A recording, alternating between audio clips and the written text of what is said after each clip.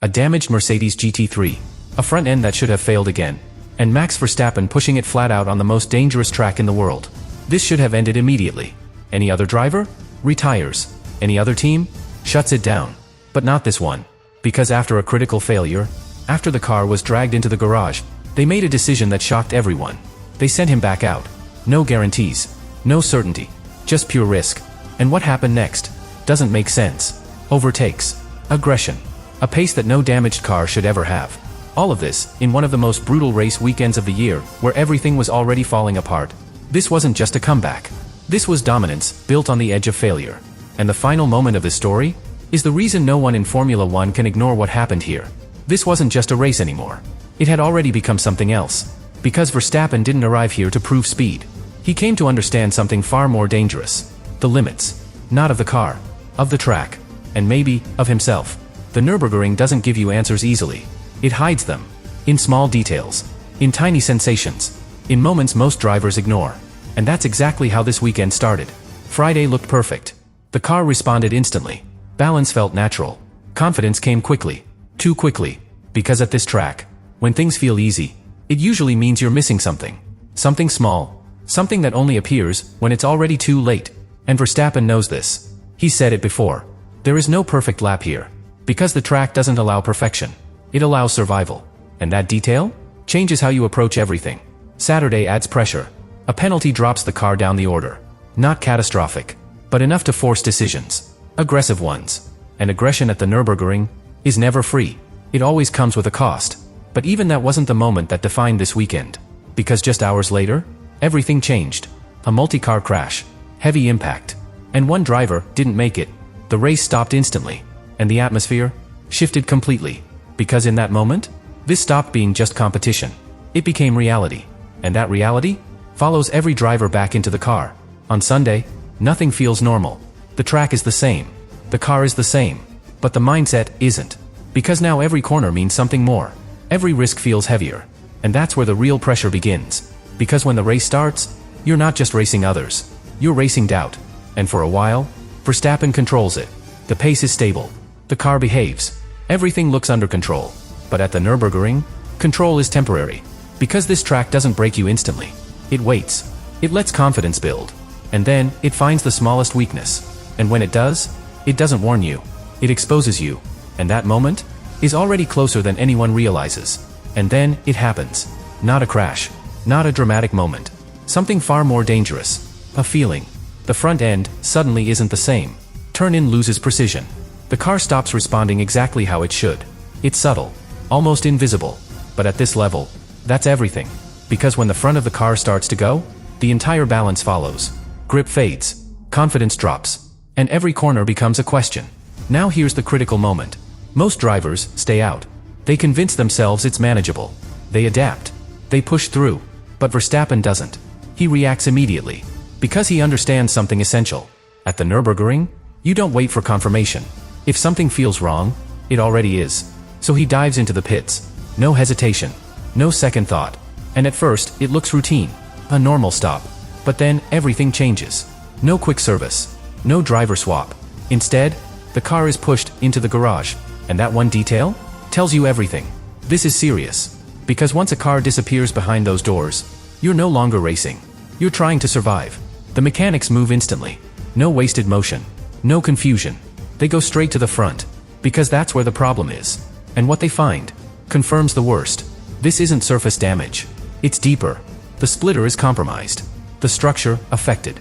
Possibly even more. And here's why that matters. The front of a GT3 car controls everything.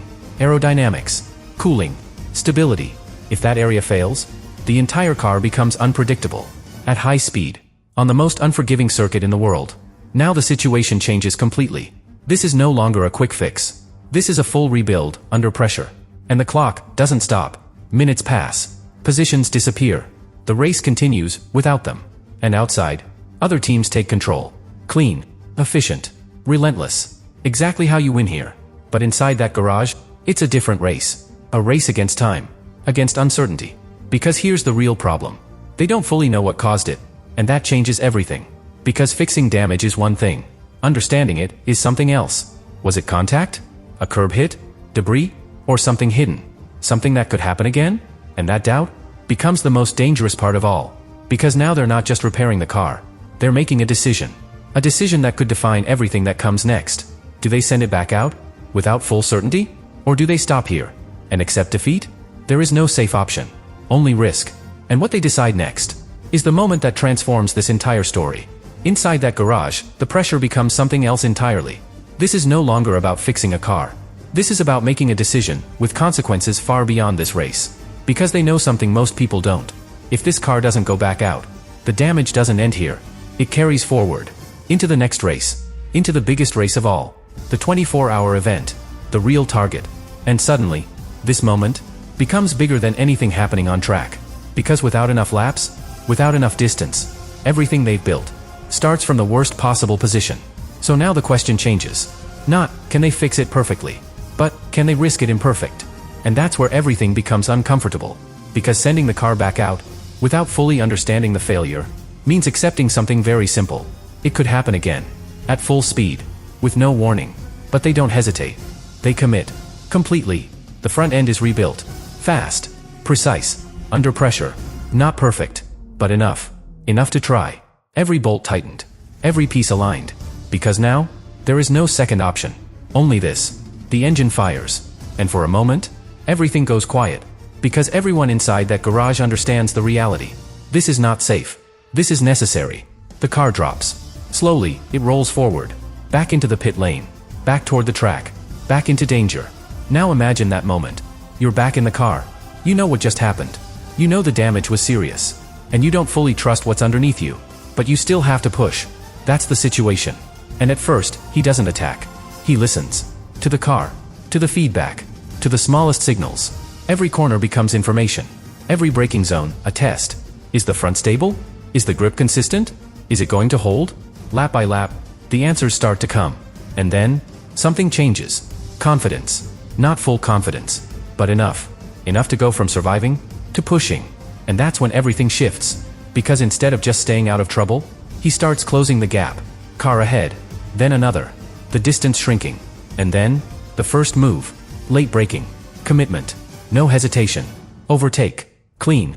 Precise. Unexpected. And that's the moment people begin to realize, this isn't just a return. This is something far more aggressive. Because a damaged car is not supposed to attack. It's supposed to survive. But this one is hunting. Another car ahead.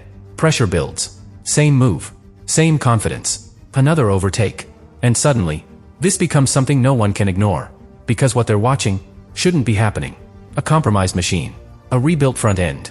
And yet, it's moving forward. Lap after lap. Faster. Sharper. More aggressive. And every move carries the same message. The damage didn't stop him. It didn't slow him down. If anything, it changed the way he drives. More precise. More controlled. More dangerous. Because now, every input matters. Every decision counts. There is no margin left. And that's what makes this so intense. Because the more he pushes, the closer he gets to a limit no one can see. Not even him. And if that limit breaks, it doesn't give a warning. It ends everything. But he keeps going. And what happens next is the moment that transforms this comeback into something the entire world of motorsport won't forget. And this is where the story crosses a line. Because up to this point, you can still explain it. Skill, control, experience. But what happens next goes beyond that. Another car ahead. Not just slower. Defensive. Positioned perfectly. Covering every line. On this track, that usually means one thing. You wait. You don't force it. Because forcing it here ends badly. But Verstappen doesn't wait. He studies. One corner. Then another. Looking for something small. A weakness. And then he sees it. Not obvious. A tiny hesitation on exit. A slight loss of traction. That's all he needs. The gap opens for a fraction of a second. And he commits. Full commitment. Late on the brakes. Car on the edge. Front end loaded, right where it was damaged. This is the risk. Everything depends on that front grip. If it holds, he makes it. If it doesn't, it's over. No recovery. No correction. Just the end. For a moment, everything freezes. The car turns in. The front bites. Barely, but enough. Side by side. Millimeters apart. At a speed where mistakes don't exist. Only consequences. And then, he's through. Clean. Controlled. Unbelievable. That's the move. The one that changes everything. Because now, it's no longer impressive. It's shocking. A damaged car? Should not be capable of that. Not here. Not like this. And yet, he's doing it again. Another overtake. Different corner. Same precision. Same control. Lap after lap, he keeps pushing. But now, the pressure is different. Because everyone sees it. The teams, the engineers, the drivers watching. They all understand one thing. This can't last forever. Something has to give.